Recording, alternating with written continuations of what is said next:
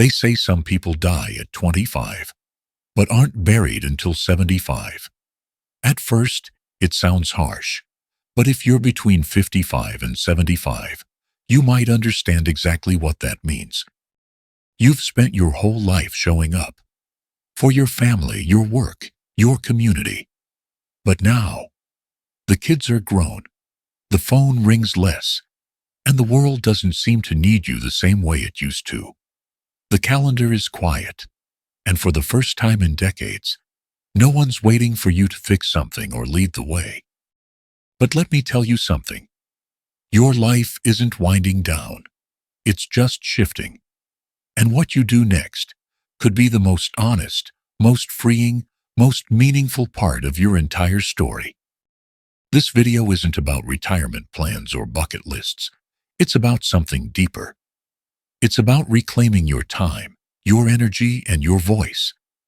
It's about waking up, not because you have to, but because you want to. And it's about finding joy, purpose, and peace that aren't tied to anyone else's expectations. So stay with me, because what I'm going to share with you are small, real, practical ways to make this chapter of life not just bearable, but beautiful. Before we dive in, I'd love to know, where are you watching from today? Drop it in the comments below, and don't forget to subscribe to ElderLife Wisdom for more heart-centered videos made just for you. Now let's begin, because the next part might just change how you see the rest of your life. Let me start with a story. Marlene, a dear friend of mine, was a nurse for over 30 years, the kind of woman who never sat still. Holidays, she worked them. Weekends, always on call. Her whole life was about helping others. So when she finally retired at 62, everyone around her said, "You've earned it." But inside, she didn't feel free. She felt lost. For months, she filled every hour with errands, appointments, even reorganizing her entire garage. Twice. Why? Because the silence scared her. The stillness made her feel useless, like she was disappearing. One morning, something shifted. She left her phone in the kitchen, made a cup of tea, and sat by the window. No plans, no checklist, just her, the morning light, and the sound of birds. And she cried, not from sadness, but from relief. For the first time in decades, she allowed herself to just be. It's hard, I know. We've been told our whole lives that our value comes from what we do. But you've already done so much. You've raised families, held jobs, shown up when no one else could. You don't need to earn your worth anymore. So here's something simple you can try tomorrow morning. Instead of jumping straight into your to-do list, sit quietly for 5 minutes. No phone, no news, just a warm drink and your breath. Notice how your body feels when you're not rushing. That's not laziness, that's healing, that's returning to yourself. And once you stop measuring your worth by how much you do, you begin to ask a deeper question. How are you spending your time? There's a man I met once, wealthy by every definition. $2 million in the bank, a big house, a sleek car. But when I visited him, he wasn't in any of those places. He was lying in a hospital bed, hooked to machines, staring at the ceiling. His time was filled with doctor appointments, not laughter or fresh air. And the saddest part, he told me, I'd trade all of it, every dollar, for one more day walking with my wife. Then there's George. He lives on a pension that barely covers the bills, but every morning he eats oatmeal on the porch with his granddaughter. She giggles as he makes silly faces. He calls that the richest moment of the day. And I believe him. You see, we spend our younger years chasing money, like it's the ultimate goal. But eventually we all realize the truth. Money can't buy back time. Not 1 second. A Harvard study that tracked people's lives for over 75 years, found that meaningful relationships, not wealth or success, are what lead to happiness. Not the big stuff, the deep stuff. So here's a small, powerful step you can take today. Schedule time for someone who makes you feel alive. Not because it's someone you should see, but someone who brings you joy. Call an old friend. Invite your neighbor for tea. Sit with your grandchild and ask them what made them laugh this week. Because every moment you spend with someone you love, that's the kind of wealth that grows more valuable with age. And once you start valuing time over tasks, another truth begins to surface. Your worth didn't retire when your job did. Leonard was a firefighter for over 30 years, the kind who always ran in when everyone else ran out. He wore his badge with pride, saved lives, and was trusted without question. When he retired at 66, the whole town showed up to thank him. There were speeches, hugs, even a plaque. But a few weeks later, the phone stopped ringing. The station was silent. No one needed him to show up anymore. And suddenly, this man who once carried people out of burning buildings started asking himself a question that haunted him. Who am I if I'm not saving anyone? One afternoon, he saw a young boy fall off his bike on the sidewalk. Just a scraped knee, nothing serious, but Frank rushed over, cleaned the wound, calmed the tears, and stayed with the boy until his mother came. That small moment lit something inside him. He realized he didn't need a title to matter. His ability to care didn't disappear with the uniform. It simply moved. You might feel the same, like the spotlight's gone, like your role has faded. But the truth is, your presence still carries power. What you've built over the years, your wisdom, your calm, your instincts, those don't retire. Try this. Offer to walk a neighbor's dog. Check in on a friend who lives alone. Or simply hold space for someone to talk. Small things, but deeply human. Less work doesn't mean less value. Sometimes it means more space for life itself. And when you're no longer tied to a role or a title, a beautiful question begins to rise. What do you truly want? Evelyn was 69 when she got her first tattoo. A small blue bird, barely the size of a coin, inked on the inside of her wrist. It wasn't flashy, but to her, it felt like a revolution. For most of her life, Carol had played by the rules. She raised 3 children, worked in a quiet office for decades, wore neutral clothes, said the polite thing even when she didn't mean it. She did everything that was expected.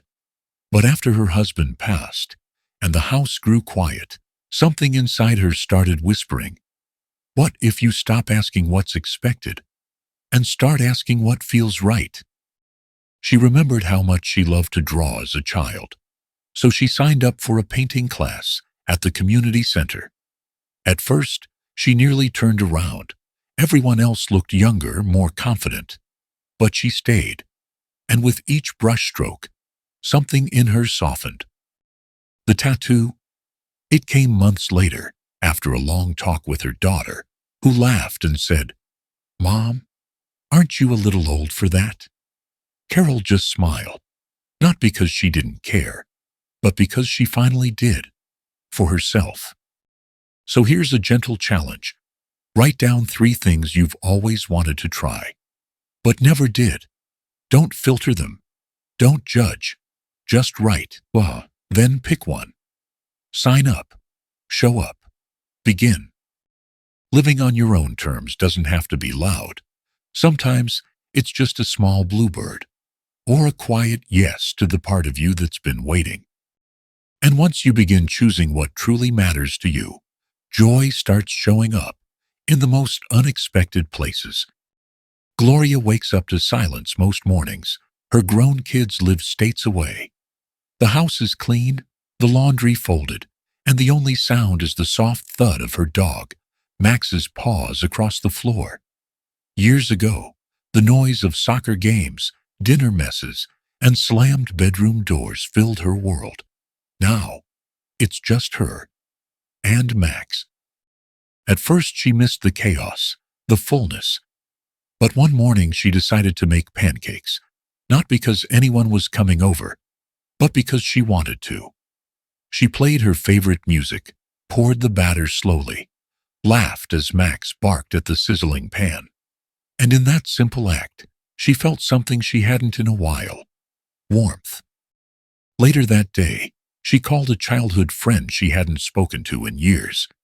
They talked for an hour. Nothing big, just laughter, memories, and comfort.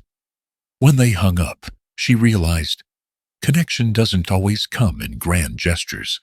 Sometimes it's pancakes and old voices. So here's something to try. Tomorrow, do one small thing just because it brings you joy. Bake something you used to love. Sit on the porch with a hot drink. Call someone who knows the younger version of you. It doesn't have to be perfect. It just has to be real. Because joy doesn't always knock loudly. Sometimes it whispers. You just need to be quiet enough to hear it. And when joy comes from within, something else begins to loosen. Your need for anyone else's approval. Dolores is 58, a grandmother, a retired school librarian, the kind of woman who always played it safe. Modest clothes, polite smiles, soft-spoken at church. She never wanted to draw too much attention. That's how she was raised. One afternoon, her granddaughter asked her to do a silly little TikTok dance in the living room. Teresa laughed, said, "Oh no, that's not for someone my age." But her granddaughter begged. And so she did. They danced, barefoot, giggling. Someone filmed it. For 2 days, Teresa thought about deleting the video. What if someone saw it? What if people laughed? But then she paused and thought, why not? She posted it. The video went viral, not because the dance was perfect, but because it was real. It was free. It was her, being herself without apology. And for the first time in years, Teresa felt like more than a mother, more than a grandmother. She felt like Teresa again. So here's a thought. What's one thing you've stopped yourself from doing, just because you were worried what others might think? Singing in public? Wearing that bright red scarf? Dancing in the kitchen? This week, do it anyway, not to prove anything, but to remember who you are underneath all the roles. Because after 55, you don't need permission. You've earned the freedom to be fully, unapologetically yourself. And when you stop living for other people's opinions, you begin to notice how much energy you've spent trying to control things you were never meant to. Gerald had a plan, a good one. He worked hard, saved every penny, followed every piece of retirement advice to the letter. At 63, he was finally ready. Travel with his wife, spoil the grandkids, maybe buy that little cabin by the lake. Then the market crashed. 70% of his savings gone. Just like that. A year later, his wife passed away after a brief illness. His daughter's marriage ended too, and Mike found himself helping raise his grandson part-time. Nothing about this season of life looked like what he'd imagined. At first he was bitter, angry at the world, at himself, at how unfair it all felt. But slowly something softened. He started walking each morning, not as part of a plan, just because the quiet helped. He sold most of his things, kept only what he used. He planted tomatoes on his tiny patio, brewed coffee without rushing, and watched the sky change color without needing it to go anywhere. One morning, he told me, I lost the plan, but I found peace. So here's a gentle invitation. Let go of one should. Maybe it's the house that feels too big, the schedule that feels too tight, or the version of your life that never quite arrived. Write it down, then cross it out. Because life rarely follows the script, and maybe the real gift of this season is learning to live without needing one. And when you let go of control, you create space for something gentler, quieter, and deeply healing gratitude. Joan is 75. Every morning she sits by her window with a pen, a warm cup of tea, and a small notebook. Nothing fancy, no big affirmations, just 3 lines. 3 simple things she's grateful for that day. I can still see clearly without glasses. The tea is hot today. Milo the cat is curled up beside me. She started this habit after her husband passed. The grief came in waves, some soft, some crushing. A friend gently suggested she try writing down what's still good. At first, it felt awkward, forced, but she kept going. And something shifted. The notebook didn't change her circumstances, but it changed how she saw them. Studies show that older adults who practice daily gratitude report significantly lower rates of depression, even when facing difficult life events. Not because everything is perfect, but because their focus shifts from what's missing to what's still present. You can start this today. Keep a small notepad on your nightstand, each morning or evening. Write down 3 things, however tiny, that you're thankful for. No pressure, no performance, just presence. Because gratitude doesn't erase the pain, but it reminds you, life still holds light. And that light, it's already yours. And when you start seeing what's already good, something beautiful becomes clear. Your purpose isn't gone. It's just changed shape. Martin taught literature at a university for over 40 years. His lectures were packed. Students loved him. He had structure, rhythm, and the feeling that each day truly mattered. Then came retirement. At first, it felt like freedom. No alarms, no deadlines. But soon, the silence grew heavy. He missed the questions, the stories, the small spark that came from helping someone learn. He began to wonder, was that it? Was that my last chapter? One afternoon at the local library, he overheard a teenager struggling with an essay. Instinctively, he leaned over and offered a tip. The boy thanked him and asked if he'd be there next week. That moment lit something up inside him. Now, every Tuesday and Thursday, Samuel runs a free writing class at the library. No grades, no pressure, just people, young and old, gathered to learn, share, and write. He says, I may be retired from work, but not from purpose. Your purpose may not look like it used to. Maybe it's not tied to a job, a title, or a paycheck. But it still exists in the stories you share, the kindness you offer, the love you show without fanfare. Try this. Ask yourself one small question each morning. What can I give today? It doesn't have to be big. A smile, a call, a few words of encouragement, even just being fully present for someone who needs it. Because even if the roles change, your light still matters, and someone out there still needs it. So here you are, maybe in your 50s, 60s, or even 70s, holding a lifetime of memories in one hand, and still wondering what to do with the time ahead. Let me say this clearly. You've done enough. You've given enough. You are enough. This chapter of life isn't a closing, it's a clearing. A space to breathe, to reflect, and to finally ask, what do I want to feel today?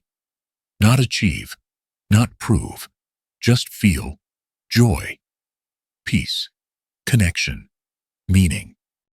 You don't need to rush. You don't need to catch up. You're not behind. You're exactly where you need to be. And from here, you get to choose how you live. With softness, with purpose, and most of all, with freedom. The kind that lets you be real, be messy, be still, be joyful, be you. If this video spoke to your heart, let me know. Leave a comment with just one word. What would you like to let go of today? Regret, guilt, pressure, fear. I promise, I read every one. And maybe, just by sharing, you'll help someone else feel a little less alone too. And if you haven't yet, go ahead and like this video and subscribe to ElderLife Wisdom. We're building a space here for real conversations, quiet courage, and living well together.